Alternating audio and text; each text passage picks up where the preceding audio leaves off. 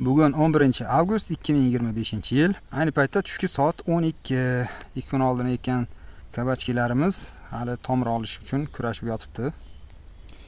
Ayni paytda hali ildiz ola olmaganligi uchun kunning issig'ida so'lib qolgan aksariyati.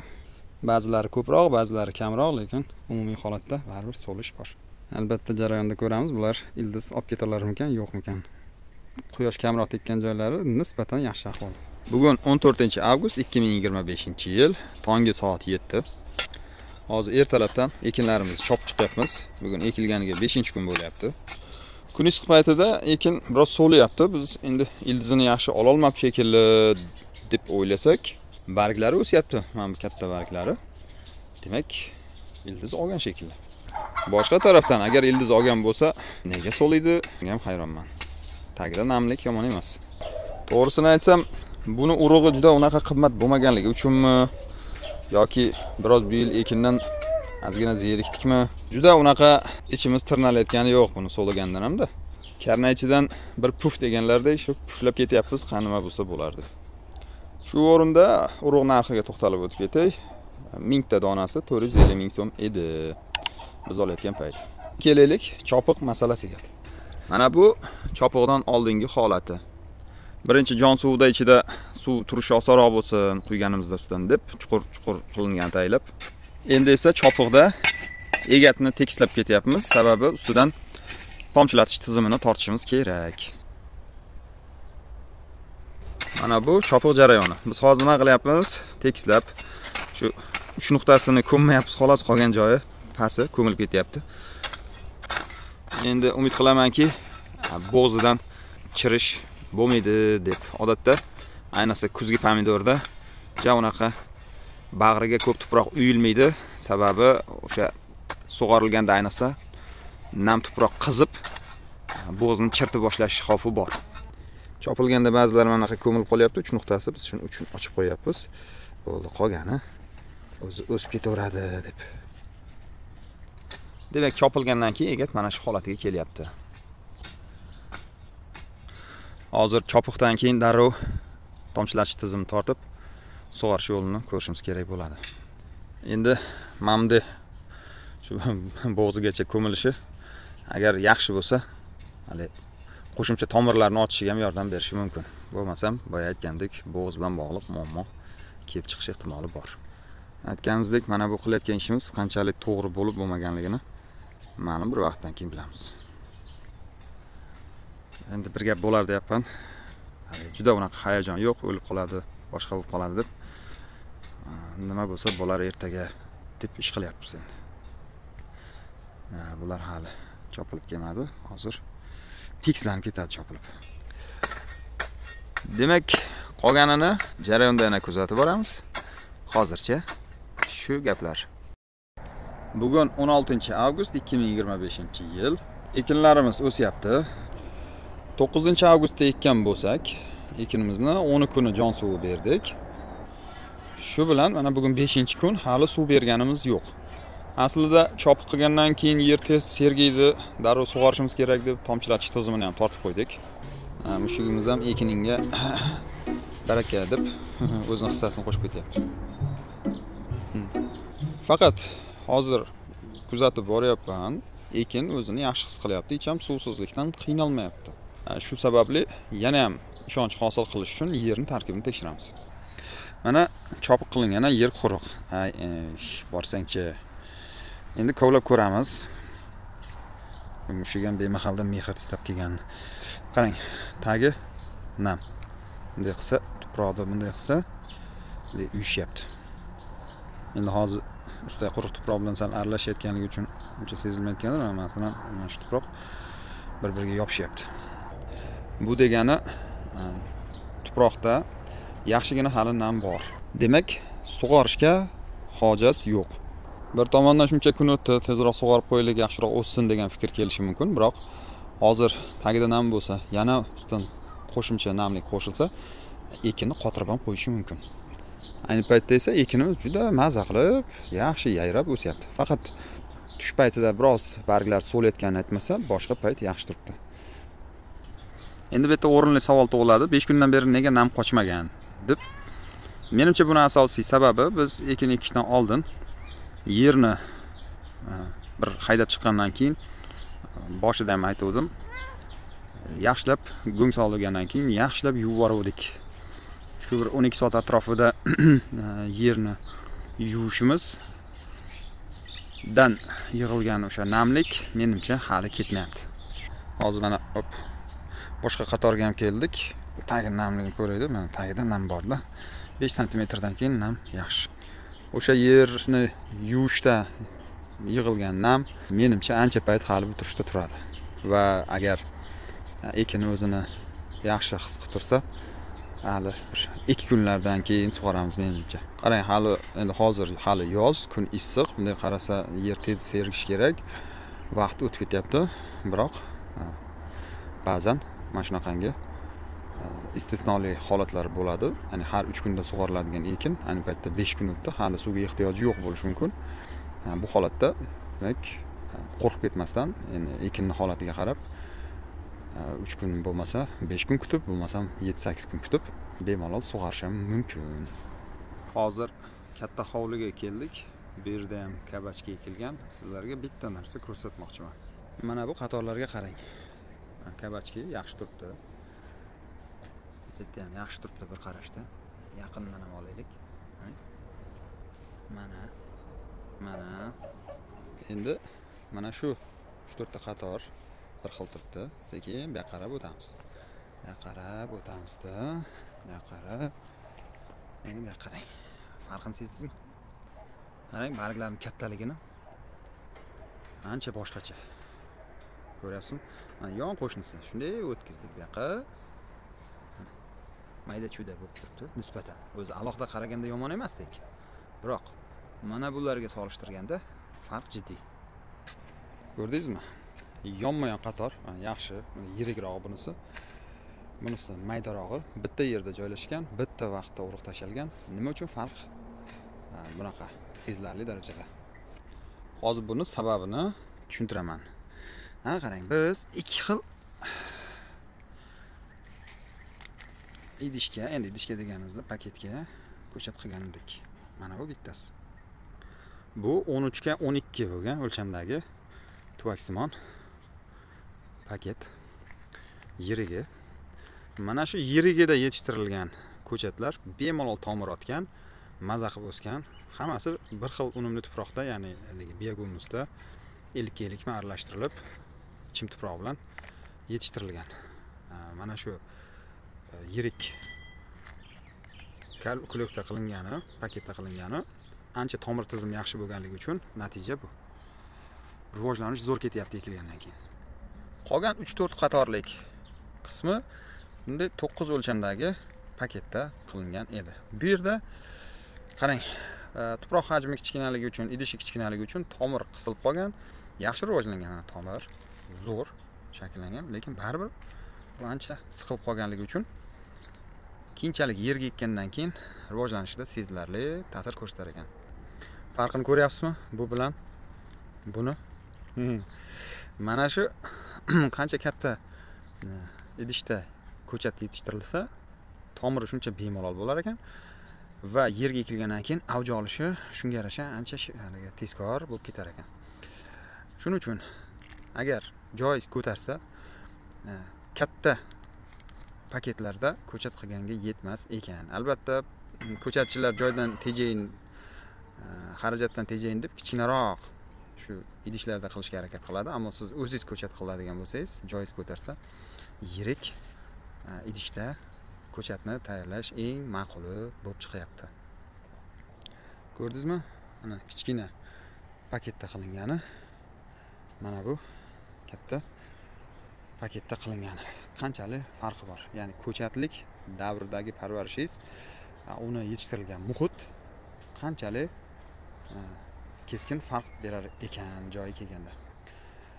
Albatta, anavi ham boyagi tuvaksimon idishda namlik ham yaxshi saqlanadi, tomir ham kamroq bezda bo'lganligi ham bor, uni ham ta'siri bo'lishi mumkin. Biz do'kondan olayotganimizda o'sha tuvaksimon paketlar soni cheklangan ekan, qolganiga iloji yo'q, borini olishga to'g'ri keldi. Shuning uchun 2 xil paketda tayyorladik. Sizlarga ham tavsiyamiz, imkoningiz yetsa, shu shu kalsimonda balki yetishtirganingiz yaxshiroq bo'lar. Faqat u biroz qimmatroq. Ya'ni qimmatroq deganda 10 barobar. Narigisi 12 so'm bo'lsa, bu 120 so'm ekan shunaqa. Yaxshi tarafi o'sha Tuaximon paketlarni bir necha yil ishlatishingiz mumkin. Bugun 17-avgust 2025-yil. Kecha yo'q edi. Bir zumda paydo bo'lib qoldi. Kabachkilarda, mana qarang, oddiy barik, yam-yashil chiroyli. Anaqangi toshbaqani to'riga o'xshab oqaribroq qolgan barglar paydo bo'ldi. Ba'zi bir tuplarda. Bu nima sabab tushunmayapman. Orqasini ko'raylikchi. Orqasida endi hech qanaqa kasallik alomati yo'q, faqat oqpasha tushibdi. Tezda oqpashaga qarshi ishlov berishimiz kerak. Qolaversa mana buni o'zi asli ilmiy nomi minyor deydi. Mina qo'yuvchi ma'nosida. Biz dehqonlar buni rus tilida xudojnik deydi, endi rassom. Bargni chizib tashlagan uchun tagidan shu rassom deyshadi dehqonlar. Bu ham bor, unga ham qarshi dori sepishimiz kerak. Va hali menimcha shira tushmadi, ko'rmadik. Shiraga ham qarshi bir oldini olish tadbirlarini qilmasak, ahvol juda chatoq bo'ladi. Bu bilmayman nimada bodringda tushadi. Haligi un shudring, shu kabachkidagi un shudring emasmikan bu? Shunaqa tarzda bo'larmikan? Tushunib bo'lmay qoldi. Bu hozir katta hovlimizdagi tomorqa. O'zimiz tomorqada ham shu paydo bo'ldi. Ikkita uchta tup boya ko'rib hayron qoldim. Men o'yladim, hali sug'ormaganimiz bilan bog'liq, ya'ni hali suv bermadik. Chanqagandan shunaqa holga tushdim desam, bu yoqda tuproq nam, ya'ni sug'orilgan aniq, bitta ham bor. Shuni ham ko'rishimiz kerak, sababi nimadaligini. Tezda chorasini ko'rmasak, menimcha hamma joy oqarib ketib qolish xavfi bor. Endi xursand bo'lib ko'karyapti deganda, shu dehqonchilikda kutilmagan zarbalar chatoqda. Boshlandi yana zarba kelish. Bugun 19-avgust 2025-yil. Kecha ekinlarimizni sug'ordik. Eslatib o'taman. 9-da ekkan bo'lsak, 10-avgust kuni jon suvi berdik. Undan keyin unaqangi bir qattiq chanqamaganligi, yerdagi nam saqlanib turganligi uchun oradan 8 kun o'tib, yozgi kunlar bo'lishiga qaramasdan shu keyingi navbatdagi suvni berdik. Aslida men kecha ham bermoqchi emasdim, balki bugun beramiz deb turuvdim. Faqat e'tibor qilgan bo'lsangiz, mana yerda mana g'unchasi paydo bo'lib boshladi ko'chatlarni. Bunisida esa mevasi ham paydo bo'lib boshladi. Bu esa aslida suv yetishmayotganligini bildirar ekan. Ukam ekinni ko'rdi-da, aka, ekiningiz mevaga o'tirib boshlabdi. Hali suv kamligidan sug'orishingiz kerak-ov dedi. Nimaga unday bo'ladi? Odatda hali sharoit og'ir bo'lib boshlasa, ekin aytaylik sharoit og'ir, kun issiq yo bo'lmasam boshqa sabab tufayli tezda hosilga kirib, o'zidan keyingi nasl qoldirishga harakat qiladi-da, urug' qoldirishga to'g'rog'i. Shu jihatdan biz ekinlar ham og'aynilar suv yo'q, har holda bo'lmaydi shekilli. Tezroq mevani beraylik-da, bir narsa qilib yetishtiraylik, kichkina bo'lsa ham urug' qoldiraylik deb harakatga tushgan. Bu holatda endi tezroq sug'ormasak, mevaga o'tirib qoladi-da, palak otmay qoladi degan qo'rquv paydo bo'ldi. Shu sababdan kecha tushdan keyin soat 6:30larda boshladik. Tezda o'g'itli suv berdik. Mana yerda bergan o'g'itlarimiz ro'yxatga keltirilgan. 1 tonna suvga 1 kg kalsinit, ya'ni kalsiy nitrat, 50 g temir, 50 g bor, 20 ml Fitaktiv ekstra, bu ildizni rivojlantirish uchun, va 1 kg trichoderma. Bu har xil chirish kasalliklarini oldini olish va albatta nematodalarga qarshi ozgina bo'lsa ham kurashish. Endi biz ishlatayotgan bu trichoderma nematodan to'liq olishga kuchi yetmaydi, qisman foydasi teyapti, shuning uchun yo'qdan ko'ra deb baribir ishlatyapmiz. Biologik kurash vositasi sifatida. Undan bir kun oldin biz mana bu dorilarni oqpashaga qarshi padan, mana bu bargdagi rassom deymiz, xudojnik deydi. Shu asl fan tilidagi minyor, shunga qarshi Vertimek va shiraga qarshi Vinfos 75 ishlatdik. Hammasini endi yaxshi singishi uchun, barglar kuydirmasligi uchun kley ham qo'shib yubordik. Ekinimizda oqpasha ham bor edi. Bargda xususan bor edi, yo'q. Va mana shu tupda shira ham tushgan ekan. Shirani ham hozir ko'ramiz, yo'q. Mana o'lgan. Kechadan avval kun sepgan bo'lsa, kecha kechqurun ham hattoki bitta yarimta qolgan edi shira. Hozir to'kilib bo'pti. Ham dorilarimiz ta'sir qildi. Mana qora nuqtacha, shu menimcha shirani o'ligi bo'lsa kerak mana yerda, ikkita. Biz asli bir 4 soat sug'ormoqchi edik kecha. Faqat ariqda suv o'chib qoldi. 2 soat sug'organdan keyin natijada suvni ertaroq to'xtatishga to'g'ri keldi. Endi ertalab hozir holatini qaraganimizda menimcha suv me'yorida bo'lgan. Imkon bo'lsa ko'proq sug'orsa bo'lar edi. Biroq o'sha hozirgi holati ham yomon emasdek. 2 kun oldingi videoda mana bu yashil barglar birdaniga toshbaqani to'riga o'xshab bunday g'alati oq bo'lib qolyapti. Bu nima bo'la, kasallikmi deb aytdim. Ukamga aytsam, aytadiki, "Yo'q aka, o'zi shunday bo'ladi, bu tabiiy holat. Mana shunaqa rangi sekin o'tadi, to'r bo'lib, kabachki barglari" dedi. Ilgari yegulikka ekkanimizda unaqa e'tibor qilmagan ekanman. Yana yaxshi kasallik bo'lmasa, xursandman.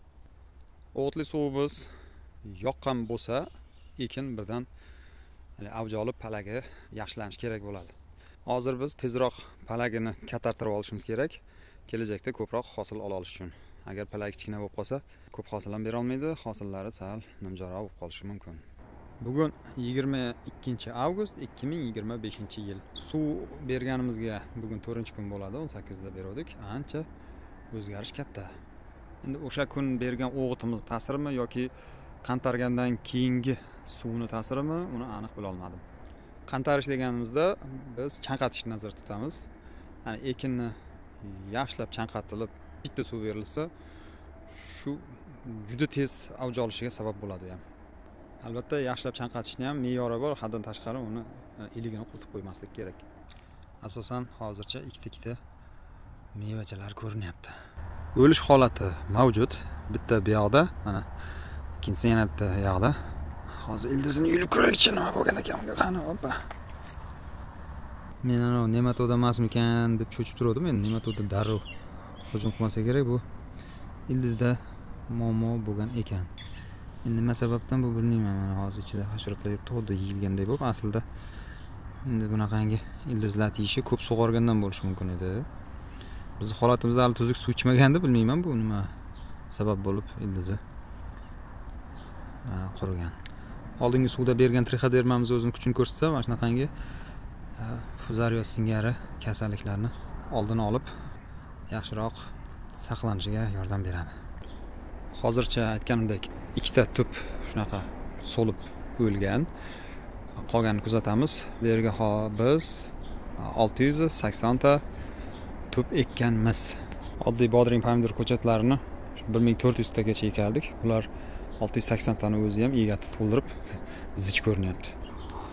Bir-biriga tuplar ancha yopishib boshlagan. Hali bu unaqa yirik emas palagi. Kelajakda umuman jingalagini chiqarib olsa kerak.